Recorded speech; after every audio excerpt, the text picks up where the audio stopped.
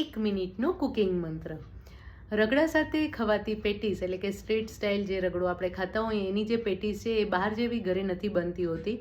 તો જ્યારે પણ બહારની જે પેટીસ હોય છે એમાં તમે જો ટેસ્ટ કર્યું હોય ને તો એની અંદર બટેટા કે કાચા કેળા હોય છે, જૈનમાં કાચા કેળા હોય છે અને એનો મસાલો એકદમ મિનિમલાઇસ્ટિક હોય છે, એટલે કે બહુ જ ઓછા પ્રમાણમાં મસાલો હોય છે.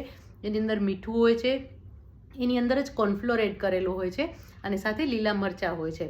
કોર્નફ્લોરનું કોટિંગ ઉપર નથી કરવાનું, પણ એની અંદર જ થોડા પ્રમાણમાં કોર્નફ્લોર બાઇન્ડિંગ માટે એડ કરી દેવાનું છે, જેના કારણે પેટીસ એકદમ સરસ ઉપરથી ક્રિસ્પી તૈયાર થશે અને અંદરથી એકદમ સરસ સોફ્ટ તૈયાર થશે અને જરા પણ છૂટી નહીં પડી જાય.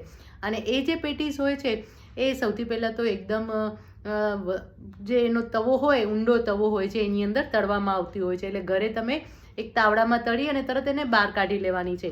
આ રીતે જો તમે પેટીસ તૈયાર કરશો તો બહાર જેવી જ એકદમ પરફેક્ટ, બહારથી ક્રિસ્પી અને અંદરથી સોફ્ટ એવી તૈયાર થશે.